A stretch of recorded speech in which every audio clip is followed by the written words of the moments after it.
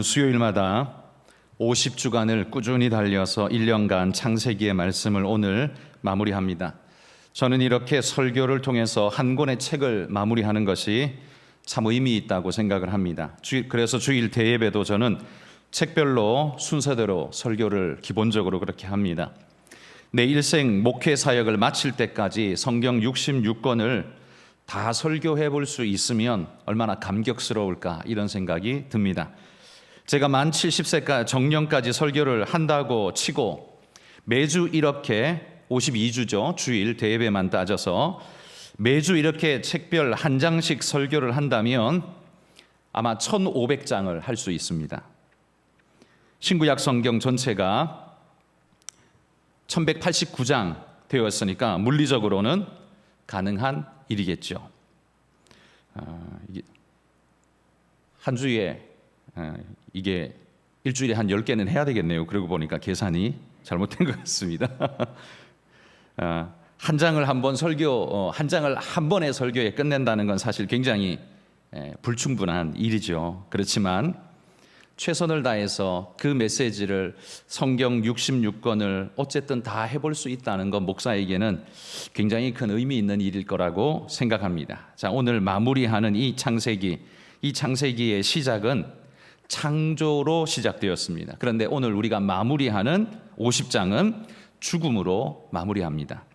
창조로 시작해서 죽음으로 마무리하고 있는 것이죠. 그러나 창세기가 죽음으로 마무리한다고 해서 끝 혹은 암담함 그런 뉘앙스로 창세기를 마무리하지 않습니다. 오히려 이들 약속의 사람들은 죽음을 끝으로 여기지 않고 계속 내일을 바라보고 있는 모습을 우리에게 보여주고 있습니다.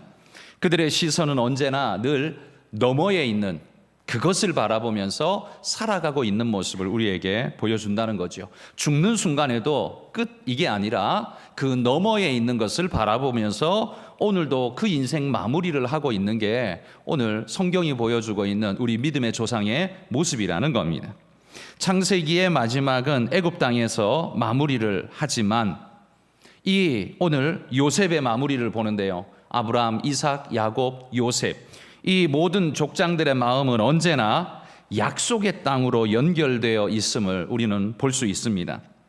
저는 그리스도인들이 바로 이 점을 배워야 한다라고 생각합니다. 그리스도인은 바로 이 세상 애굽에 살아도 늘 약속의 땅 천국을 바라보면서 살아가야 하는 사람들, 여러분 그게 그리스도인 아니겠습니까? 몸이 여기 있다고 마음과 소망까지 그냥 영원히 여기 있으면 안 됩니다. 요셉이 애굽 땅의 총리로서 최선을 다해 살지만 그의 생각과 관심과 소망은 늘 약속의 땅에 있었습니다. 그래서 형들과 가족들이 왔을 때에도 애굽 땅 1번지를 요구하지 않고 오히려 가나안과 인접한 땅 고센 땅을 요구하여서 그곳에 삼도록 거처를 삼았습니다. 요셉이 이미 정해두었습니다. 그건 요셉이 애굽 땅 1번지를 얻을 능력이 없기 때문에 변두리 땅 제일 싸구려 땅을 얻은 게 아닙니다. 능력이 없어서 그곳을 얻은 게 아니라 소망이 따로 있어서 거기를 얻은 겁니다. 그리스도인의 삶은 자기 능력을 과시하기 위해서 애굽 1번지로 찾아가는 삶이 아닙니다.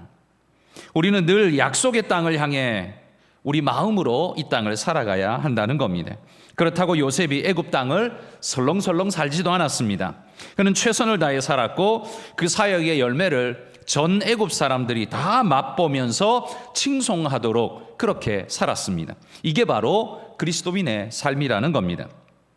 언제나 주어진 삶에 최선을 다하면서 그의 수고로 인해서 많은 이들이 열매를 먹으면서 감사하게 하되 정작 자신은 늘 여기가 아니라 저기에 소망을 두고 살아가는 사람, 바로 그게 그리스도인이라는 말입니다.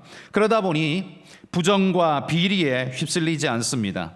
뇌물과 거짓으로 자기를 더럽히지 않습니다. 그럴 이유가 전혀 없습니다. 왜냐하면 여기가 나의 목적, 소망, 최종 종착역이 아니기 때문에 그렇습니다.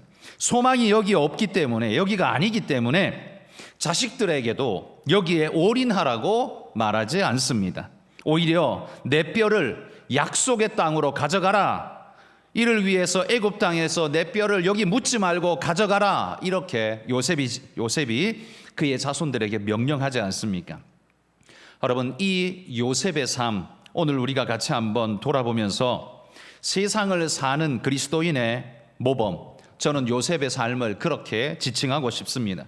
세상을 사는 그리스도인의 모범, 요셉의 삶을 정리하면서 세 가지 교훈으로 창세기 말씀을 이제 마무리하려고 합니다. 첫 번째, 요셉이 보여주는 우리가 본받아야 할 첫 번째 그의 삶은 80년간 공직 생활을 통해 요셉은 세상에 줄 수 있는 모든 것을 주고 간 인생이었습니다. 여러분, 복음송 중에 이런 찬송 있죠? 죄 많은 이 세상은 내 집 아니네, 내 모든 보화는 저 하늘에 있네. 이 찬양 우리가 예전에 수십 년 전에 아주 사랑하며 즐겨 불렀습니다. 저도 어릴 적에 이 찬양 굉장히 많이 부른 기억 있습니다. 그런데 이 찬양이 앞에서 보면 맞는 이야기인데 뒤에서 보면 틀린 가사입니다. 이 찬양의 목적은 하늘을 바라라 라는 의미에서 맞는 찬양이지만 부작용이 많습니다. 그 찬양을 부르다 보면 이 땅을 터부시해 버리는 암묵적 메시지에 나도 모르게 끌려가게 됩니다. 저 하늘을 소망하는 건 좋은데 이 땅을 완전히 터부시해 버리게 되는 일들이 벌어지게 된다는 거지요. 그래서 이 찬양을 부르는 모든 사람들의 마음에는 부정적인 세계관이 그의 마음을 사로잡게 됩니다. 그래서 이 땅 뭐 애쓸 필요 있나?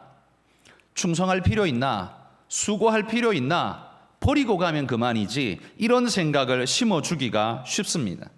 아마 이런 찬양을 좋아하는 찬양가들은 수도원 생활을 아마 굉장히 동경하는 분들이 많을 겁니다.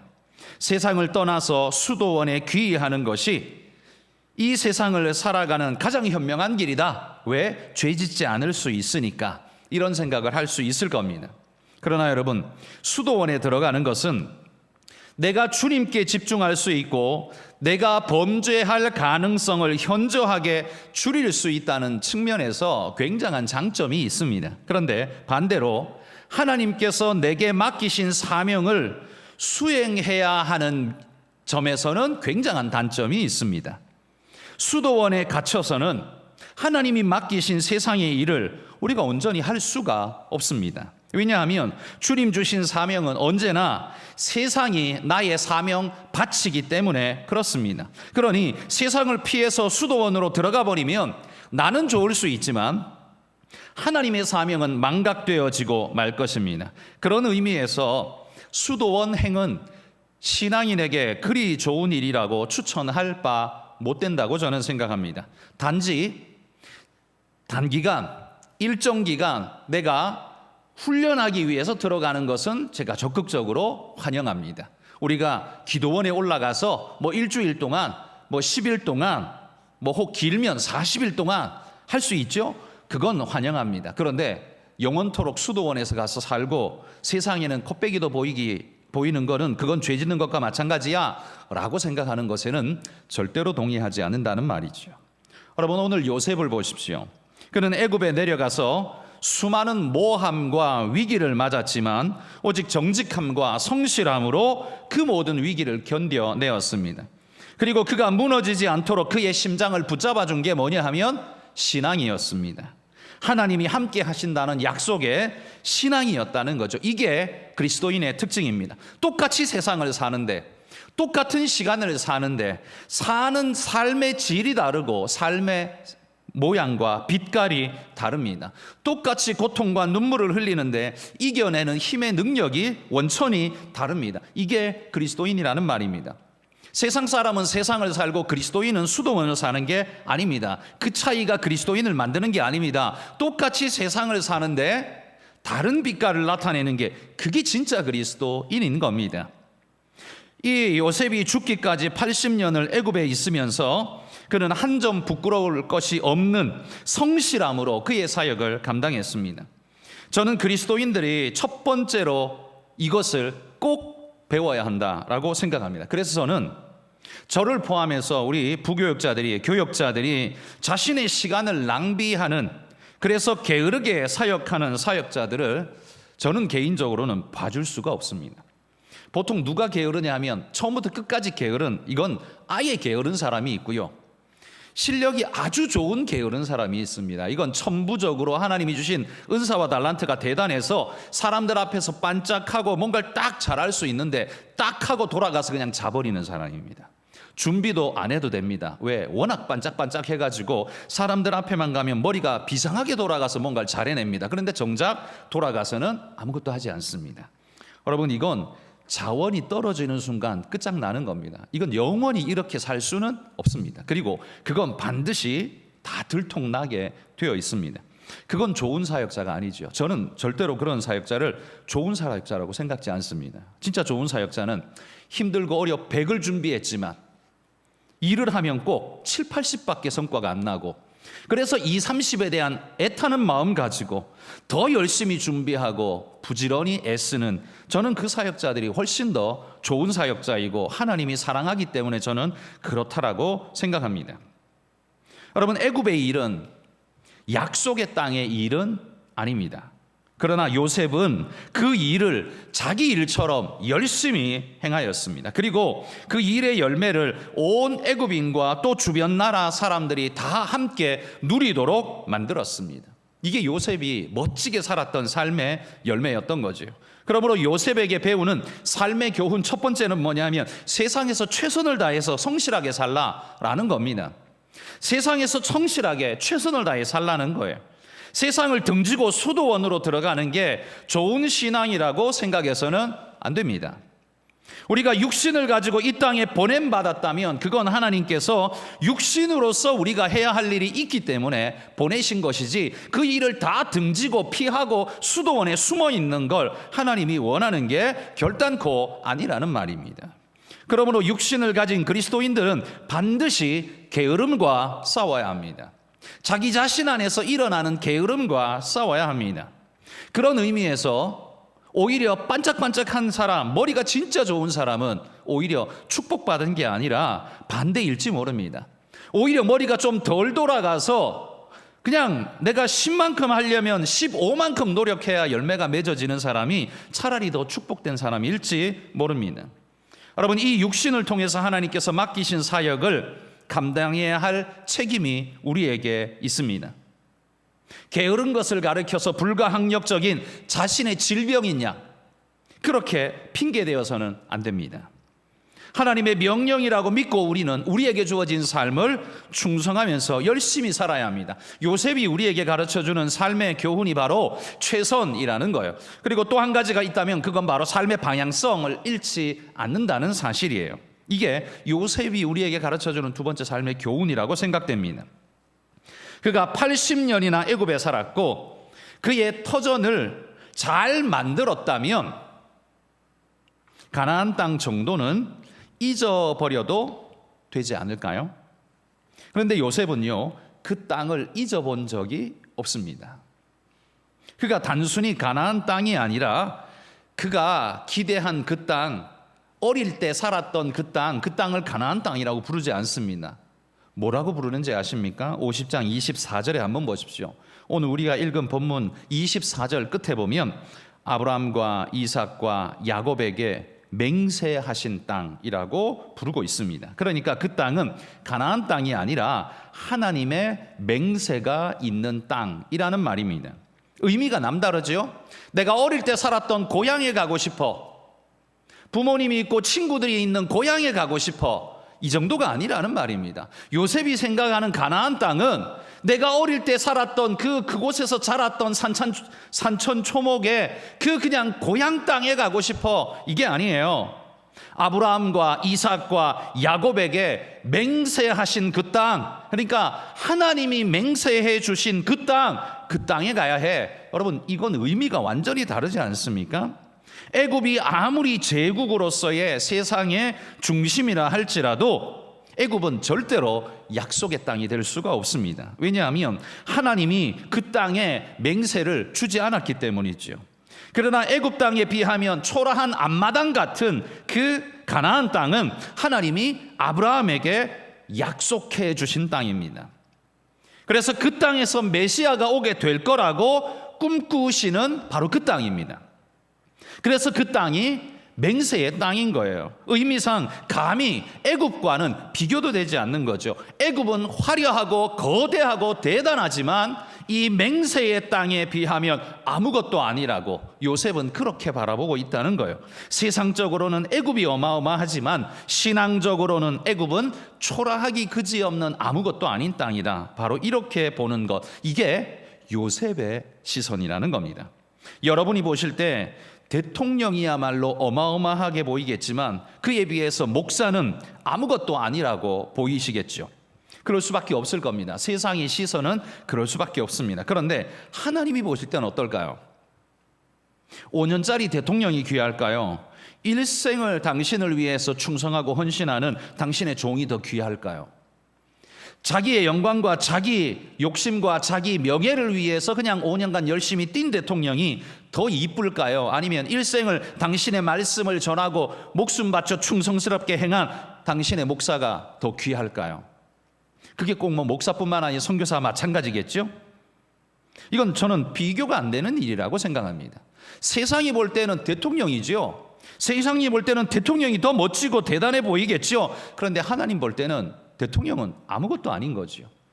그냥 역할 중에 하나일 뿐이지 아무것도 아닌 거죠. 하나님에게는 아무것도 아닌 겁니다. 그러나 어떻습니까? 당신의 종은 어떻습니까? 의미가 남다르죠. 완전히 다르죠. 저는 대통령의 역할을 비하해서 이런 말씀을 드리는 게 아닙니다. 대통령이 하는 일은 사실 어마어마한 일이죠.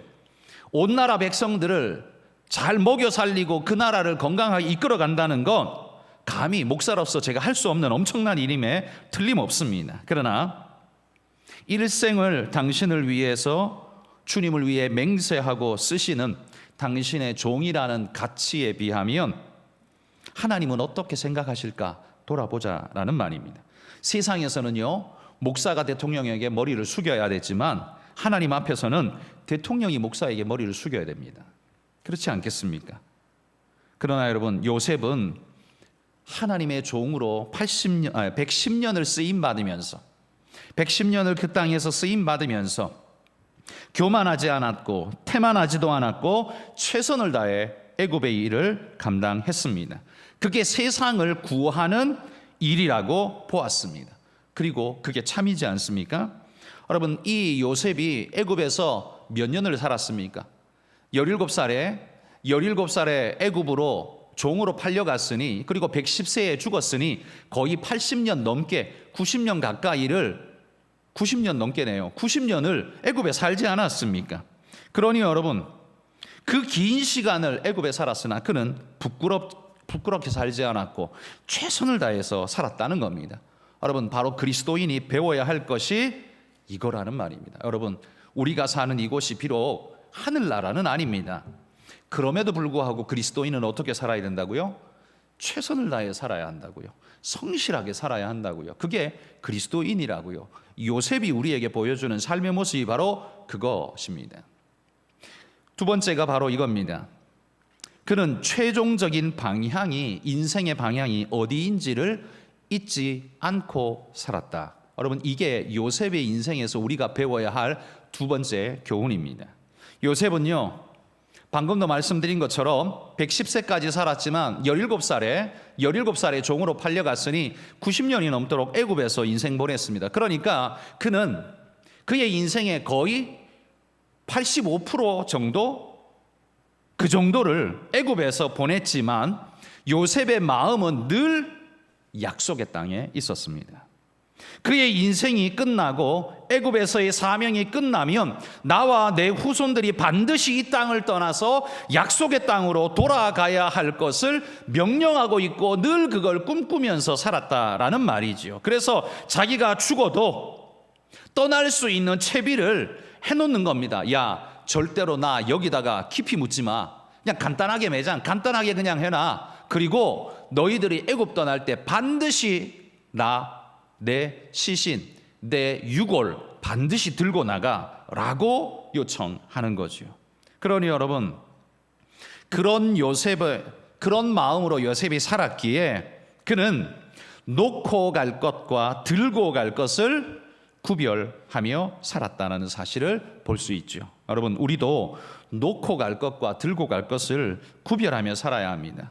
세상 모든 것을 다 들고 갈 것처럼 그렇게 살면 그리스도인으로 살 수가 없습니다. 세상의 모든 걸 다 들고 갈 것처럼 그렇게 살면 절대로 그리스도인처럼 살 수 없습니다. 버릴 건 버리고 나눌 건 나누고 그렇게 살다가 들고 갈 수 있는 것만 들고 가야 합니다. 그리고 놓고 갈 건 그렇게 별로 중요하지 않다고 알아야 그걸 놓을 수 있습니다. 어차피 들고 갈 수 없으니까요. 이 땅에서만 유효한 것이니까요. 그러나 영원으로 들고 갈 수 있는 건 아무리 하찮고 작아 보여도 작은 게 아닙니다. 굉장히 크고 중요한 겁니다. 여러분, 놓고 가야 할 것이 무엇이 있습니까? 여러분이 뼈 빠지게 모아서 쌓아둔 재산, 그건 놓고 갈 수밖에 없지 않습니까? 그리고 여러분이 힘써 노력해서 얻어낸 여러분의 직함, 그건 놓고 가야 합니다. 못 가져갑니다. 성취감, 업적, 명예, 이 모든 거 좋은 일이기는 합니다만, 아름답고 유익하기는 하지만 다 놓고 가야 하는 겁니다. 그런데 들고 갈 건 뭡니까?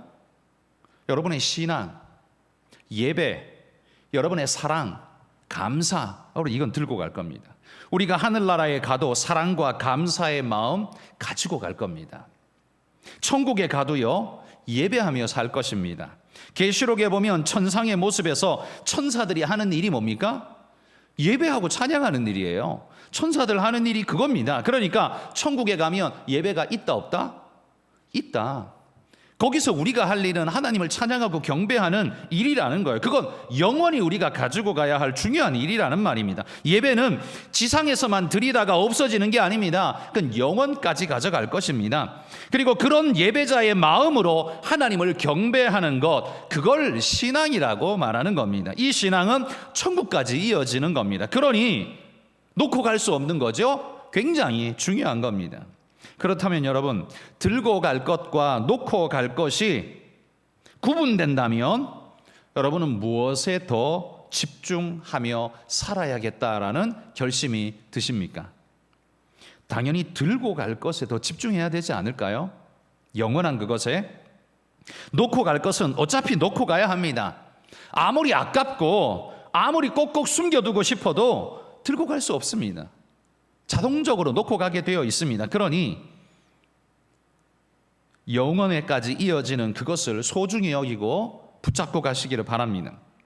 요셉은 후손들에게 자신의 유고를 반드시 메고 갈 것을 명령합니다. 그건 자신의 소망이 여기 있지 않음을 자기 후손들에게 명확하게 보여주는 겁니다. 자신은 여기서 80년, 90년을 살았지만 나는 여전히 나그네라고 생각한다. 이렇게 지금 선포하고 있는 거예요. 내가 여기 산 게 가나안 땅에, 약속의 땅에 17년밖에 안 살았고 여기서 산 게 내가 93년을 살았는데, 그런데도 불구하고 어떻게 해요? 내가 나그네라고 생각한다는 거예요. 이게 얼마나 엄청난 일입니까? 여러분, 내가 돌아갈 본향은 따로 있음을 잊어본 적이 없는 사람, 그게 요셉입니다. 그걸 잊지 않았더니만 그의 삶의 색깔이 어때요? 애굽 사람들하고 다르게 살았습니다. 붙잡고 가야 할 게 뭔가를 잊지 않고 꼭 붙잡고 갔습니다. 버릴 건 그냥 놓고 갔습니다. 이게 요셉이 우리에게 보여주는 정말 멋진 삶의 모습 아닙니까? 세 번째, 오늘 요셉이 우리에게 보여주는 세 번째 아름다운 신앙, 삶의 모습은 두 가지의 유언으로 대표할 수 있습니다. 우리가 이걸 주목해야 합니다. 두 사람의 유언인데요. 창세기 4장 29절 한번 자막에 읽어봅시다. 시작. 그가 그들에게 명하여 이르되 내가 내 조상들에게로 돌아가리니 나를 햇사람 에브론의 밭에 있는 굴에 우리 선조와 함께 장사하라. 이게 누구의 이야기일까요? 야곱의 이야기입니다. 야곱의 유언입니다. 야곱도 이렇게 말해요. 나를 햇사람 에브론의 밭, 어디예요? 가나안 땅입니다. 이곳, 나는 지금 애굽에서 죽지만 나 여기 묻지 말고 내 고향 땅, 약속의 땅에 나 묻어라. 이야기를 하고 있는 거예요. 그리고 50장 25절 오늘 말씀입니다. 오늘 25절에 같이 읽어봅시다. 요셉이 또 이스라엘 자손에게 맹세시켜 이르기를 하나님이 반드시 당신들을 돌보시리니 당신들은 여기서 내 해교를 메고 올라가겠다 하라 하였더라. 요셉도 똑같이 말합니다. 49장은 야곱의 유언, 50장은 요셉의 유언입니다. 그런데 두 사람의 유언에 공통점이 있죠. 그 공통점은 약속의 땅을 향해 있다라는 사실입니다. 이 땅에서 총리라는 거대 제국 애굽에서 총리라는 그곳에서 평생을 살았다라는 그런 놀라운 인생 성과, 실적, 성적표를 가지고 있음에도 불구하고 그의 최종 관심사는 어디예요? 약속의 땅이라는 겁니다. 저는 이게 굉장히 감동적입니다. 야곱은 이렇게 말할 수 있을 거예요. 왜? 그냥 애굽 땅 와서 잠시 살았으니까요. 이미 내려올 때부터 거의 눈도 잘 안 보이고 뭐 그런 상태로 그냥 대충 방에서 그냥 몇 년 살다가 갔으니 야곱에게는 그렇게 그냥 오히려 애굽 땅보다는 약속의 땅이 더 갈망스럽겠죠. 근데 요셉은요 완전히 다르잖아요. 그런데 야곱이나 요셉이나 약속의 땅을 향한 그 놀라운 마음이 조금도 다를 바 없었다는 것이 굉장히 감동적입니다. 여러분, 우리가 이 땅에서 80년, 90년을 살아도 우리의 관심사는 무엇이어야 합니까? 우리 삶의 방향이 어디에 있어야 합니까? 우리도 죽을 때 야곱과 요셉처럼 말할 수 있을까요?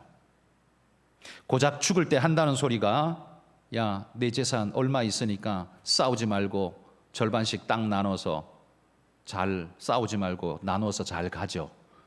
이게 내 유언의 전부라면 이 얼마나 허망한 유언이고 이 얼마나 가치 떨어지는 유언입니까? 여러분, 그건 들고 갈 수도 없는 것이고 자식들도 들고 갈 수 없는 겁니다. 내 인생의 마지막 유언은 자식들을 하나님께 붙잡아 놓고 약속의 땅을 바라보게 하는 오늘 요셉을 보십시오. 그의 후손들에게 그가 자신을 그 땅에 묻으라고 말하는 건 그의 후손들에게 그 땅을 소망하라는 명령으로 남기는 명령 같은 겁니다. 같은 소망을 꿈꾸도록 만들고 있는 이 요셉의 모습이 얼마나 멋지고 아름답습니까? 여러분, 우리도 그래야 하지 않을까요? 그래야 우리가 죽고 난 다음에 나중에 천국에서 내 자식들을 만날 수 있지 않을까요? 나는 천국 갔는데 내 자식은 지옥 가 있다면 여러분, 그게 행복이겠습니까? 나는 천국 갔는데 내 자식은 너는 열심히 내가 대신 기도할게. 넌 열심히 돈 벌어. 넌 열심히 공부해. 넌 좋은 대학 가. 네 마음대로 살아. 네가 하고 싶은 대로 살아. 그렇게 열심히 살았더니만 신앙 다 팔아먹고 다 잃어먹고 결국 그가 가는 곳은 나를 만날 수 없는, 나와 만날 수도 없는, 하나님을 만날 수도 없는 그곳에 그가 간다면 부모 노릇 제대로 했다고 말할 수 있을까요?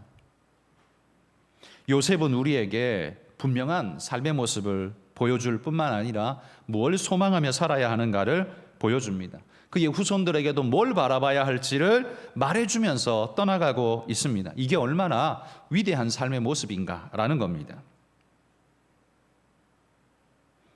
이제 설교를 마치고 우리가 부를 찬송은 찬송가 491장입니다.